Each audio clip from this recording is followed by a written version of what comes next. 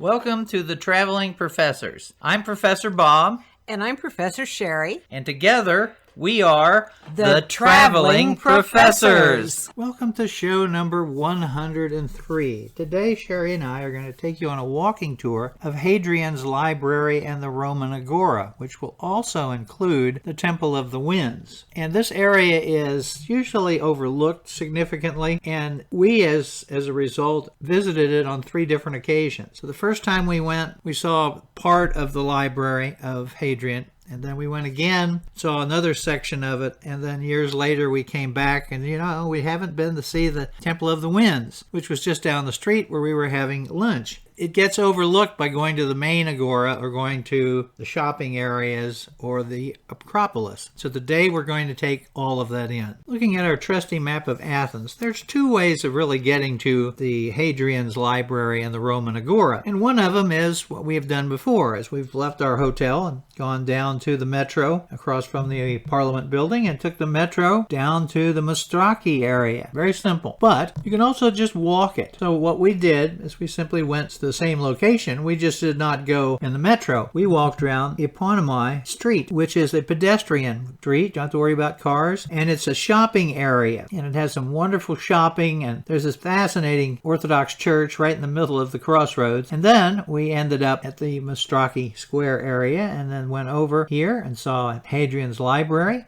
And then we went around and saw the Temple of the Winds. And then saw the Roman Agora. And then ended up coming back over this direction and having dinner. As usual, we start off from the Amalia Hotel, which if you looked on the map I was showing you, it actually has it marked. Well, after leaving the Amalia Hotel, we walked down to the Siamese Square, and of course there's the Parliament building, which we've seen several times. But one thing I hadn't shown you, and that is this, the Tomb of the Unknown Soldier that is there, and it is guarded by the elite infantry of Greece, and they're in the traditional costume. And every so often that guard is changed, and when that happens, they march from their base blocks away from the Parliament, and they come down the street, and here is a view of them. We caught them one time marching towards the exchange location. There's a whole ceremony that takes place, and it's usually really pretty crowded. So if you want to see that, you need to get there about 30 minutes before they actually do the change. Well, let's start walking to the Mastraki. So here's the plaza in front of the Parliament building, and you just simply go straight. Now on the corner, right over here on the right side, there's a McDonald's. And when we were there, they had a special sandwich. It was a shrimp sandwich, which was really quite good, and you only found it in Greece. So anyway, you go down that street, and this building is the hotel that we stayed at during the strike at the one time. You see this view, and there's all sorts of shops along this way. I've actually bought Sheri a dress one time when we were going down through here, but there's lots of interesting shops. You're not going to find Cartier. Those type of haute couture sites are on another street. But this was one that I always found interesting, the Funky Buddha, and it had all sorts of different clothing. We even found one that had a little toy Tesla car for people to buy for their children. Right in the middle of the street, as we're heading towards the Mastraki, is the Church of Kapanikara. It's actually named for the tax that the Byzantines put on the cloth merchants from this area, and it is a classic 11th century Byzantine church. The church is square and topped with a central dome. Telltale signs of a Byzantine church include tall arches over the windows, stones surrounded by a frame of brick and mortar, and a domed cupola with a cross on top. The large white blocks that you find here were actually scavenged from other monuments. And then over the door is a mosaic of glass and gold leaf. Although it's modern, it is done in the traditional style. Now this particular church, you'll see we have 2 different pictures of it. Well, we were there 3 different times taking pictures. Now I just picked the best one. So here's one section of it. You can see they have this interesting covering over the windows. It's not open all the time. Twice that we've been there, it's been under reconstruction. One time it was just flat out closed. There was no work going on, kind of boarded up. But my understanding now is that it is periodically opened at some time. And then here's another view of it from a different angle. And as you can see, the weather got better on us between me taking the one picture and moving to the other. And then here's the coverings over the windows. And then this is the mosaic that's above the entrance to the church. Well, here we are in the Mastraki. We're actually kind of in the middle of it. Now the metro is right here. Here's the metro sign. And so this building is where you go down to get to the metro. This is a mosque. in Athens. There's all sorts of vendors, as you can see. There's food vendors, people selling all sorts of stuff. The Library of Hadrian is right through here. So when you go over that direction, you'll see a fence. Here's part of the stone, and of course the Acropolis. You got to take a nice view of the Acropolis. That's the Temple of the Caryatids. So if you're up there looking down, you can see right where this is located. And then you can finally get into a little area where you can go through the columns, and you see the walls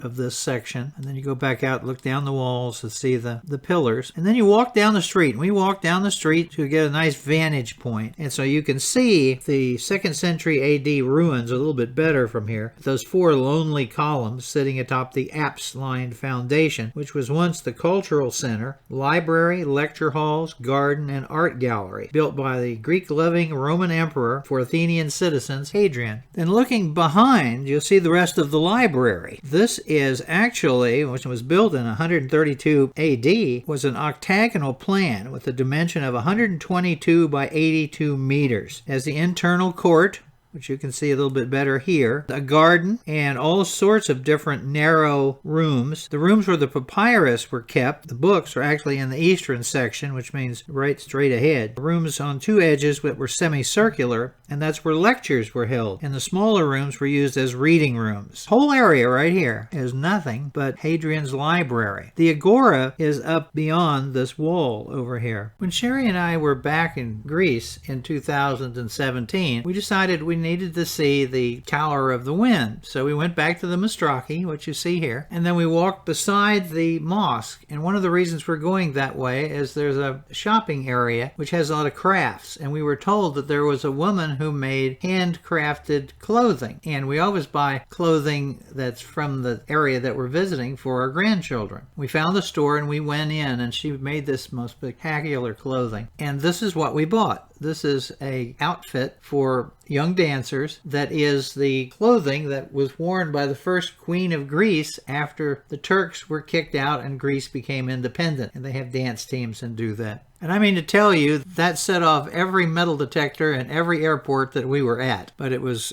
kind of fun. So anyway, we then go down the street and we can see it. So we walk towards this octagonal building. This octagonal building is known as the Horologion of Androcynus Caesaris, also known as the Tower of the Winds. And it was built in 47 BCE by the astronomer Andronicus Crescentus. Now the upper section of each side is a relief of a wind. There was a bronze triton that stood at its peak on the roof, and a weather vane which pointed to the corresponding relief sculptures, which was telling you which way the wind was blowing. The merchants in the adjacent market could then estimate how long it took for their required goods to reach Piraeus. Now, each side of this building had a sundial, and there was a water clock on the inside of it when it was cloudy. Today, it's better known as the Arades. So here we are getting a nice close-up shot of it, and then we'll walk all the way around it. So here's a view off one side. Here's looking back to where we came from, and then right indirectly in the back of it. And then off to one side you can see we're going to go down this direction, which will be into part of the Roman Agora. And then here's a close-up of the tower where you can see the different reliefs. And so we're heading down the street.